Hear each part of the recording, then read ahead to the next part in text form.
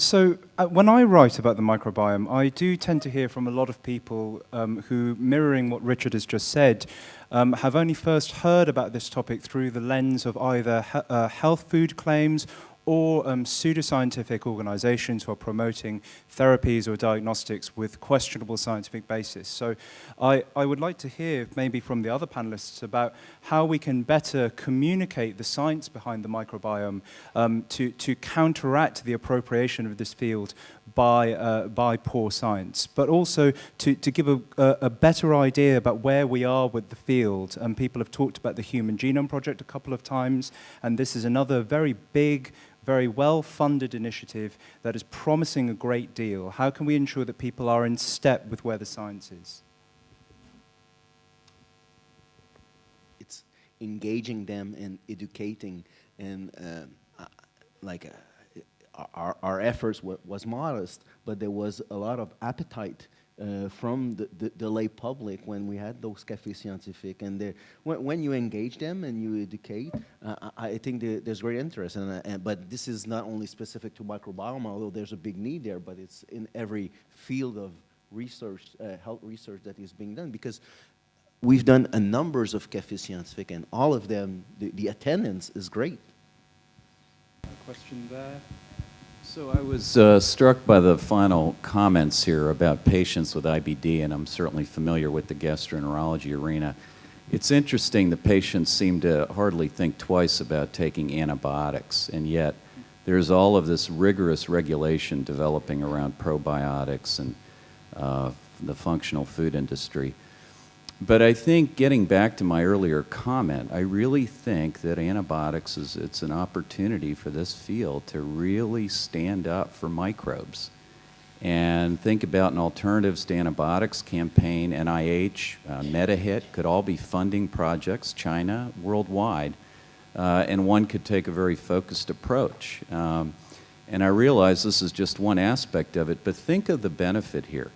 You could actually fund projects, gather the data, promote the science, promote the education globally in a general sense to the public, withhold antibiotic utilization, save healthcare costs, and yet increase the health outcome largely, and really getting away from this infectious disease paradigm to one in which we think about microbial components of health or disease. So anyway, it's a comment, and also I'd be interested in hearing comments, but I don't think we're pushing, and I realize it's early days, but I think in addition to industry finding opportunities for biomarkers, there's an opportunity here for the scientific community to say, wait a minute, when Joe New presented the data in the neonatology arena in February and commented that there's really no good evidence for the use of ampicillin and gentamicin in a neonatal intensive care unit, it really makes you wonder. So, I think my comment to that would be that one would need to be very careful about such communications, because the risk is that you slide over to the other extreme where all antibiotics and sometimes by extension all Western medicine is questionable and has been for some time. And this is a view that I do hear when I talk about the microbiome and when I write about it. There is a certain cadre of people who will say, obviously, natural cures are the way forward, and we've known this for a long while. So we need to be quite, I think one would need to be quite careful, but I think there is value in what you've just said. There's one more question over there, and then probably back to Dusko for the final one. Sure, I'd just like to put an exclamation point on some of Richard's comments about how important it is that we as a scientific community control the message that's getting out there, because the responses that we get, whether you're using the word microbiome because people don't know what that is, but if you say bacteria, if you say that you have a bunch of bacteria, and it's way worse than fungi and viruses because people have these emotional attachments to those words. And so I think it's so important to be able to control that message. I think a lot of areas of science that gene therapy and things, it conjures up images of science fiction and so I'd just like to see a little bit more. Maybe you can explain, because I think MediHit has done a great job communicating what the findings of the enterotypes in the public sphere. They put out publications. I'd like to see a little bit about, I don't know, is that being funded by the HMP? And what, I mean, are there projects that might be something that, No, there's no deliberate community outreach activity being funded. But I should say, as an HMP or as an NIH program director, Sure. like there's other NIH program directors in the room here, you know, as part of our job, we always go out and communicate about the projects that we support. And in my experience in the last 2 years, I've talked to not only obviously other scientific organizations or other scientific communities, but I also speak to the lay public. So I want to offer a slightly different perspective on this. So I had assumed, before I started giving these public talks, that in fact the public perceived microbes as germs. right? And yet I think that possibly due to the use of probiotics, or who knows what all the reasons are, but I've been pleased and surprised at the same time how people get that there's such a thing as a good bug, beneficial bugs, and why they're important to them. They get it on some, you know, general level, nothing really very sophisticated, but it doesn't matter because it makes my job, and I think all of our jobs, easier. At least that's been my experience when you want to convey the concept of the microbiome.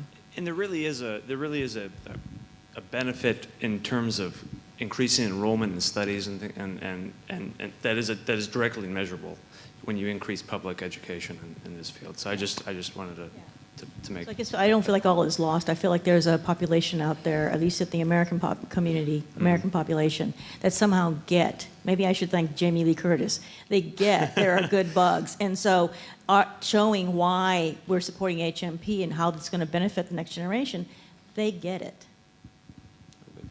It's interesting to me too. So probiotics represent an agent that sort of sits between food and medicine in certain ways.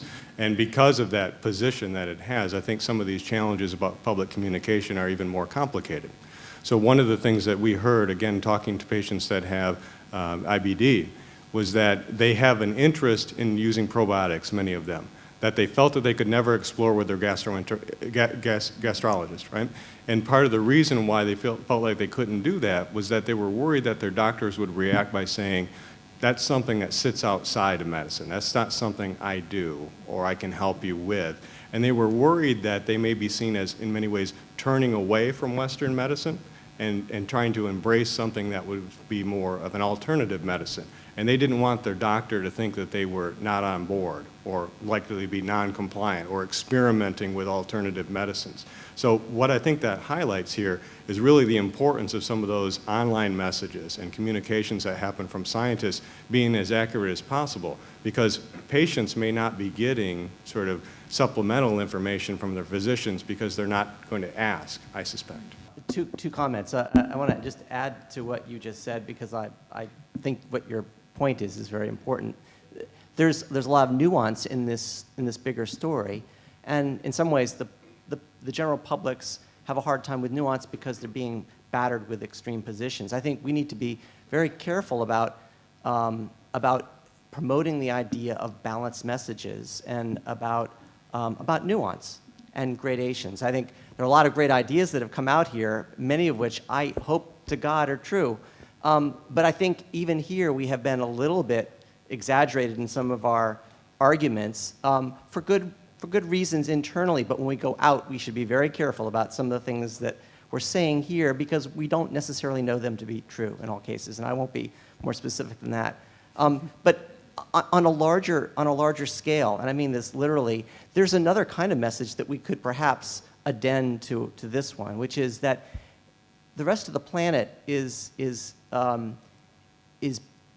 healthy to some degree and diseased in other ways because of the other microbial communities out there. Our communities are very personal to us, but there are so many other important microbial communities out there that are doing extremely important ecosystem services for the planet. We sometimes get wrapped up in our own, and I think there are some really important analogies and connections that we could make to others in talking about climate change and other basic biologic processes on the planet that are very dependent upon microbes writ large. So a note on behalf of the microbes elsewhere. And one final comment from the middle. So I thought it was interesting we had Melody. So this is more about the ethical issues. Melody Slushinsky spoke, I guess, yesterday or day before about investigators seem to disagree about possible identifiability, and nobody seems to, there seems to be a wide variety of opinions. On the other hand, I was struck during David Relman's talk how soon issues of privacy actually seem to be coming up, where they just looked at the data and said, oh, something weird happened to this subject at such and such time, or this subject does something every week that is different from over the weekend. So it seems like these issues actually could start coming up sooner than we might think, and so we maybe should pay more attention to preparing for them. Two very interesting points, one about not stepping too far ahead of ourselves and the other about not falling behind. Now, unless there's any of the panelists wish to respond to those points? Not directly to those points, perhaps to the point made by the former speaker. This issue of communicating with the public, I think, is extremely important. We need them to be participating in this process to understand and to benefit in the long run on the benefits of research, the outcomes of research. What we've been doing at UNESCO, and perhaps this is a general trend all over, is to try and train the media in science reporting. Conversely, we might also, we've had the problems with the AIDS issue, for example, or GMOs for that matter. Scaremongering had become such an issue that it became necessary to consider getting the media trained and aware of the issues they are dealing with. And I think the same could be said for the scientists, because scientists in general are poor communicators with the lay people.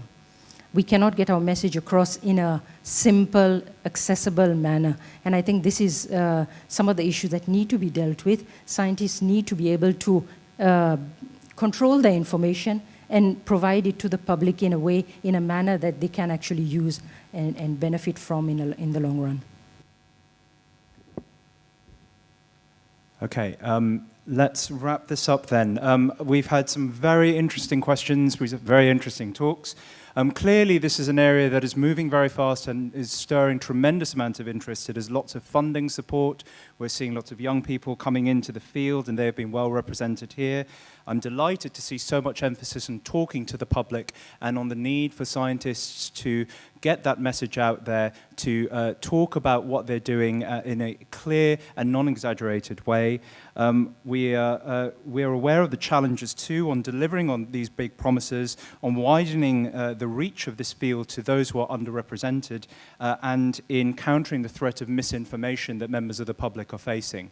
But I think clearly there is a huge amount of passion and enthusiasm in this room, and it's a delight to see. So hopefully the future will be both bright and microbial.